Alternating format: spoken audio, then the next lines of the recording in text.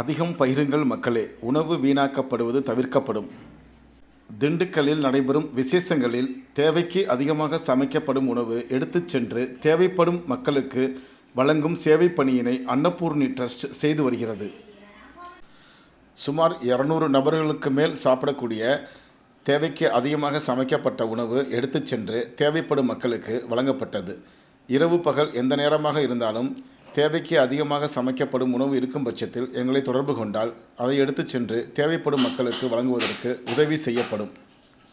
உணவு எடுத்து வர தங்களது சொந்த பொறுப்பில் வாகன வசதி ஏற்பாடு செய்து தரும்படி அன்புடன் கேட்டுக்கொள்கிறோம். மேலும் தொடர்பிற்கு 9150 77055.